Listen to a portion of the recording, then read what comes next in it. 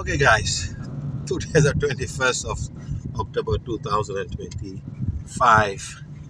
After 2 hours and a half wait at the immigration in the border entry into Iraq, I made it through because the one I had says visa on arrival, but all the other things says visa is required for Malaysian, no visa on arrival. You have to apply to the embassy. So I had a lot of divine fire for the immigration for this country and call on all the souls who need help to help me get inside.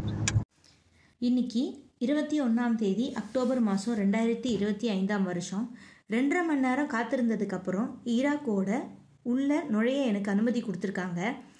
ஏன்னா என்கிட்ட இருக்கிற பாஸ்போர்ட்டில் visa on arrival, அதாவது நீங்கள் இங்கே வந்ததுக்கப்புறம் நாங்கள் உங்களுக்கு visa தருவோம் அப்படின்னு சொல்லி போட்டிருக்கு.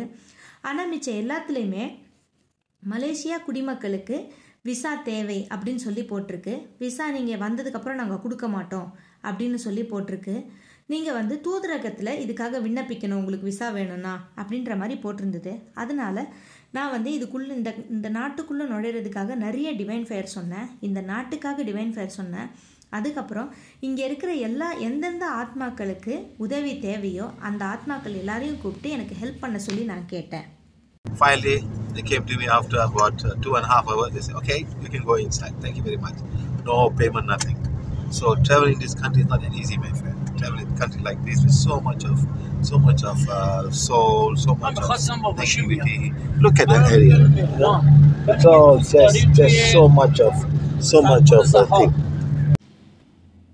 இறுதியாக அவங்க என்கிட்ட 2.5 மணி நேரம் கழிச்சு ஓகே நீங்கள் உள்ளே போகலாம், ரொம்ப நன்றி, நீங்கள் எந்த காசும் கட்ட வேணாம் அப்படின்னு சொன்னாங்க. இந்த இடத்துல நம்ம ட்ராவல் பண்ணுறது ரொம்ப கஷ்டமாக இருக்குது, ரொம்ப ஈஸி கிடையாது. இந்த இடத்துல நிறைய ஆத்மாக்கள் இருக்குது. இந்த ஏரியாவை பாருங்கள். Taxis are so much in demand. We'll pay $100. It's very much for make us shut up, don't waste your time. Let's get taxi, let's keep on running here. That's how it looks like. The taxi now going into the desert entry to this place. So a lot of souls want to get negativity. Doing your best, you're going to go first into this place called the biggest place where the biggest cemetery is. So you're going to go and clean up that place. இங்கே taxi எல்லாம் நிறைய கிடைக்காது. இந்த டாக்ஸியில் நான் போகிறதுக்கு $300 கொடுத்துருக்கேன். இது ரொம்ப நிறைய. இது எதுக்காகனா அவங்க எதையுமே பேசாமல் நம்ம கொடுக்குறத வாங்கிக்கிட்டு நம்ம சொல்கிற இடத்துக்கு நம்மளை கூட்டிகிட்டு போய் விடுறதுக்காக. இதுதான் இந்த மாதிரி இந்த இடத்துல நடக்குது. இப்போ பாருங்கள், நான் இந்த டாக்ஸியில் போகிறோம். நல்லா பாருங்கள், இந்த இடம் பூரா ஒரு டெசர்ட்டாக இருக்குது, அதாவது காடாக இருக்குது. இங்கே நிறைய ஆத்மாக்கள் இருக்குது. இந்த ஆத்மாக்கள்லாம் எலிவேட் ஆகி போகிறதுக்காக வெயிட் பண்ணுது. நிறைய நெகட்டிவ் எனர்ஜியும் இருக்குது. ஸோ நம்மளால் ஆனதை நம்ம இந்த இடத்துல செய்கிறோம். முதல்ல நம்ம ஒரு மயானத்துக்கு போகிறோம். அந்த இடத்துக்கு அந்த இடத்த போய் நம்ம சுத்தம் செய்ய போகிறோம். Okay, thank you to everybody, all the volunteers who has done something to us so that we can travel the world, and to all the inner world connections that we have that allowing us to come into this place freely and easily, and we're going to go to the largest graveyard in the whole world, Dharamsala. Let's go there. அனைவருக்கும் நன்றி.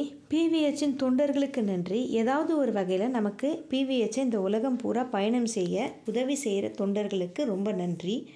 நமக்கு இருக்கிற உள் உலகத்திலிருந்து நமக்கு இருக்கிற அந்த தொடர்பினால் அவங்க நம்மளுக்கு இந்த ஈராக்குக்கு உள்ள நுழைய நமக்கு அனுமதி கொடுத்துருக்காங்க.